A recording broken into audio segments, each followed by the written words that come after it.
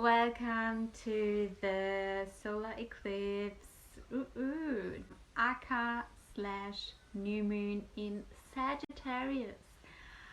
Oh my god, we're just coming out of a lunar eclipse which we had happened in the sign of Taurus, and now we having a solar eclipse in the sign of Sagittarius. And I can tell you guys, it's just change. Eclipses definitely stand for change. The solar eclipse though is a little bit more enjoyable.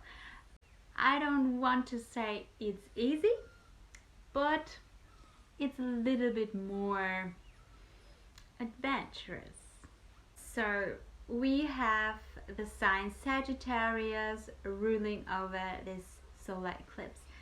Sagittarius is a fire sign and it's mutable.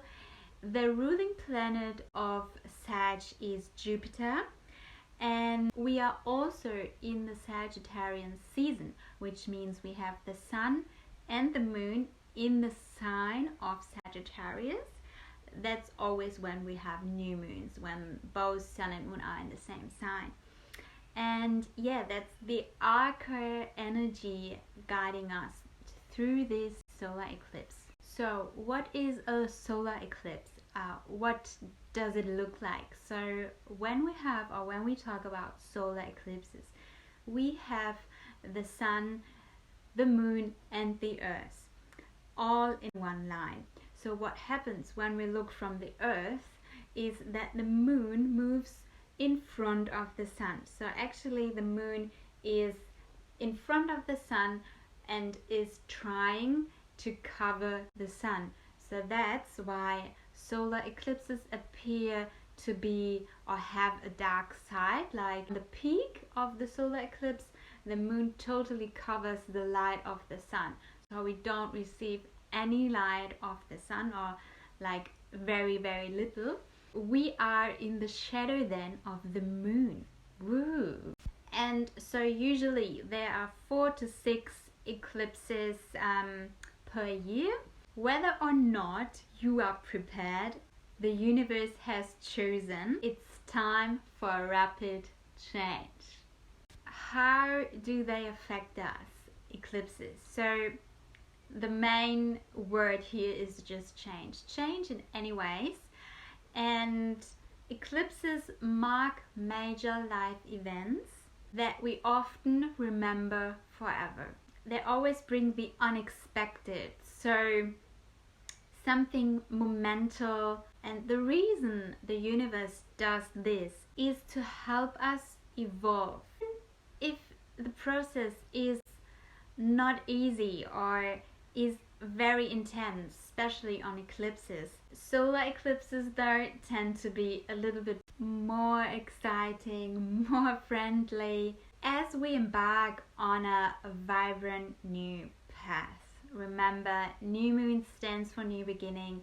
A solar eclipse on a new moon is double the power of a new moon. So it's double power manifestation work that we should do and that we are invited to do. So eclipses occur when the sun and the moon are within 70 degrees of a lunar node. And the nodes, like we have a south node and we have a north node, they are also placed in signs, just like planets are. For example, Mars is in Libra or Jupiter is in Sagittarius. Just examples. Or the north node and the south node is also in a specific sign, and this is also changing from time to time. So when we look at someone's birth chart, natal chart, and we look at where the nodes are, it's also, once you have your birth chart, then you also see, or you can see where the north node and where the south node is placed, for example, in which house and which sign. South node, for example, shows you what you have came into this lifetime, what is already familiar to you and what you are already knowing. then on the other side, the North Node is something you are unfamiliar and what you have to integrate into your life and learn in this lifetime. And these are also things like the North Node that we sometimes might want to resist, or it seems foreign for us, so we don't want to do this, or we don't want to accept things like this. But this is what we came here, and this is so important in someone's life journey, to integrate the lessons from the North Node and to integrate the North Node in general, and because this at the end leads to your life's purpose and to fulfillment in your life. And health-wise, this can be also a very, very good thing to look at someone's birth chart to see what attachments you have and what you like to hold on to, and then what you need to integrate more of in your life. So, but to say this, because everyone, you know, the birth chart is so unique and it's such a blueprint from everyone's person. So therefore you really have to book a reading with me. I have different readings. You can book for this specifically the node reading, where we look specifically on the nodes in your chart, and yeah, this can open up so much for you and can give you big value of how you can go on with life. And also one thing that I really like to mention is that we are having this new moon and this solar eclipse in the sign of Sagittarius, but this doesn't mean that you have to be a Sagittarius from your sun sign or moon sign or ascendant, whatever, because I can't say it enough. We all have the signs in us, because if you see your birth chart, there are all the signs, and whether or not you have planets in this house, which is ruled by the sign, you still have it in your birth chart, and you have to, it's part of you, and you can really work with this. And for example, when we also talk about the nodes, I'm a sun in Virgo, my moon is in Libra, I'm a Taurus rising, and my North Node is in Aquarius. So but it plays such a big role in my chart, and yeah, so just want to say that you don't have to worry about, or we now have the solar eclipse in Sagittarius, but I'm not a Sagittarius moon, sun, or whatever. You have to deal with this energy, and you can work with this energy as anyone else. So really do this. And why I love Sagittarius also so much, the season and the sign, it's always a reminder for us to have faith in our journey, to have faith in life. And this season reminds us even more of yeah, that everything happens for us, not to us, and it always happens for us to evolve and to step further up the ladder. And we sometimes forget this when things and times become so intense and so hard, but it just makes us stronger. So this solar eclipse in Sag is also the last and final one of a series from the Gemini Sag pair.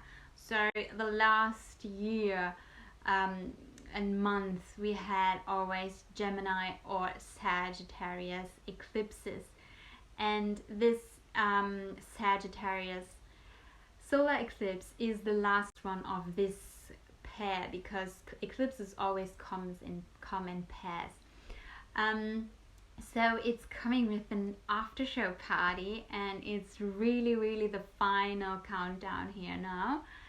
And remember, the last lunar eclipse 2 weeks ago happened and started the new cycle from Taurus and Scorpios. Yeah, so we are in between this eclipse changes which comes on top, and also changing the signs of our lunar nodes. So for this solar eclipse, it's very good if you know your birth chart, or you can get your birth chart on my website. When you click on my website, you have immediately a pop-up window where you can type in your dates, and then you just have access to your birth chart, and then you can see when, or if you know where your lunar nodes are in your birth chart, in which houses and in which signs,